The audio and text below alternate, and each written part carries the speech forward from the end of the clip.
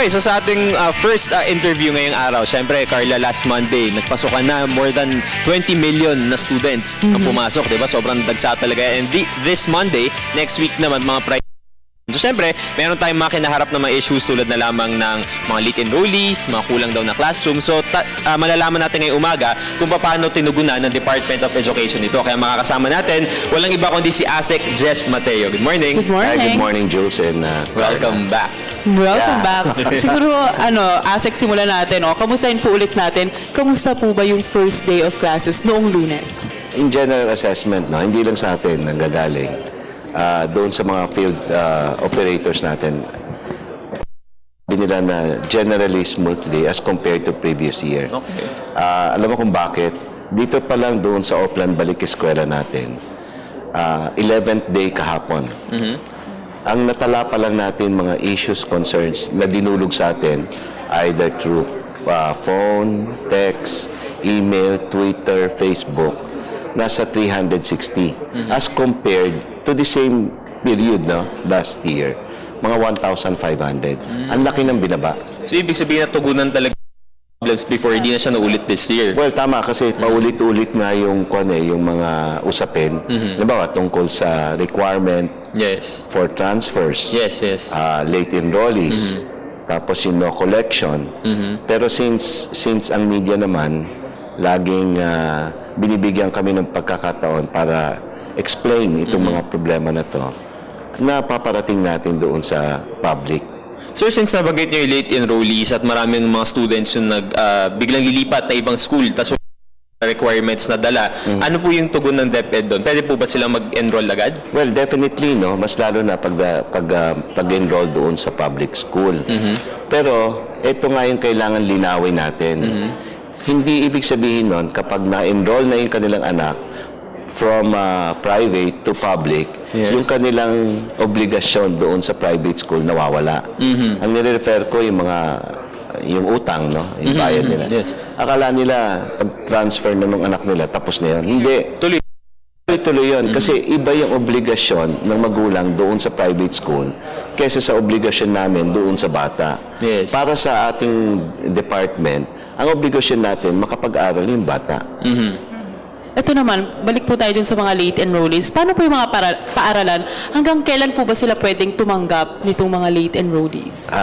Sa totoo lang, hanggang Friday na lang eh. Okay. Pero syempre, meron tayong polisiya na kailangan nang papasukin natin yung mga bata. Kasi pag hindi sa mga paaralan natin, magiging mangmang yan. Kapag mangmang ang isang tao, madaling maloko. Di ba? Ganun lang yun kasimple. Okay. Yun nga yung nagiging problema natin, Jules and Carla eh. In spite of the fact na every year, January of every year, nagpapatawag tayo ng early enrollment. Madami pa rin yung Last minute. last minute. So may humahabol pa rin talaga. Sir, kanina nabanggit nyo may mga requirements sa kailangan tulad na lamang siyempre ng uniforms, di ba? Mabas po ng mga balita na hindi naman pala daw talaga required na mag-uniform. Ano po ba yung pinaka-clear na understanding Well, dito? tama yun, ano? Hindi naman talaga required na uniform. Pero may mga advantages and disadvantages. In some areas, like yung matatao, kailangan mo talaga ng uniform. Pero hindi nire-required to, Okay. Ang reason doon is, madali mo ma-detect kung sino yung outsider. Okay. Security reasons din eh. Yeah. Pero hindi required to. Okay. Tsaka mas makakatipid din actually yung parents kasi lalaban na lang nila yung uniform. Which is true. Which is true. Kaya nga yung karoon noon ng debate, papayagan ba natin, i-require ba natin uniform o hindi?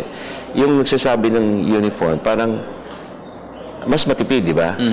At saka, walang inggitan kesa yung iba-iba yung suot. Siyempre, pag yung isa, pangit yung isa, nagtutuksuhan. Tama. That's right. Ito naman, kung naalala mo, Jules, last week, no, meron tayong nabalita about yung mga eskwelahan na hindi na pwedeng gamitin dahil asa ibabaw line. ito ng fault line. Paano po yung mga estudyante dito?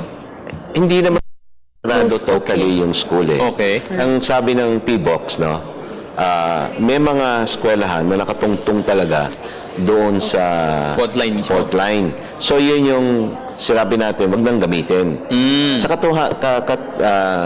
totoo lang na alam natin yung West Valley Fault. Yes. Kaya nga, ibang mga paaralan natin, like yung Alabang Elementary School in Muntinlupa, last year, pinademolish na nila yung building na naka Early as last year pa lang. as early as last year. Pero ang ginawa nila doon, di natanggal na yung building, no? Ginawa nila ng garden. Para open ground na lang sa... productive pa rin. Kasi nakita ko rin sa Twitter account ng DepEd na yung mga buildings, nilalagyan nila ng mark.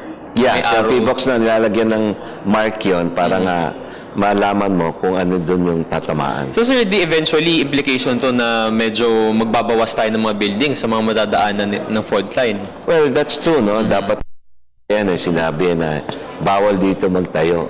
Before pa lang sir, Oh, sinabi pero sila. hindi. Ibig sabihin, dapat ngayon, bago magtayo ang isang, either public or Yes. private yan, kailangan kumuha ng clearance doon sa kinaukulan. Oo. So ngayon tuloy, maghahabol sila na ilipat That's right. yung mga buildings na yun. Oo. Tsaka diba sabi naman nila sa eskwelahan dapat talaga safe dahil andun yung mga bata. That's right. Oo. Pero ito, Jules, lagi mo natatanong at lagi natin din itong nababalita. Disaster preparedness sa mga eskwelahan po. Well, as I told you, no, we knew about it. So as early as 2005, as part of the... Susande pa tayo nun. Oo, estudyante pa kayo. 2005, nagpalabas na yung DepEd ng policy on disaster preparedness. Kaya nire-require natin yung mga schools natin to come up with a disaster preparedness plan. No? Yes. Pero ang importante dito kasi, pati yung mga community dapat engage yan. Yung earthquake, hindi naman nangyayari yan. Sasabihin na umaga, mag-earthquake tayo. Hindi. Anytime. So, anytime it happens, dapat anytime prepared. Hindi lang yung bata, pati magulang. What if it happens in, let's say, nighttime? Lang.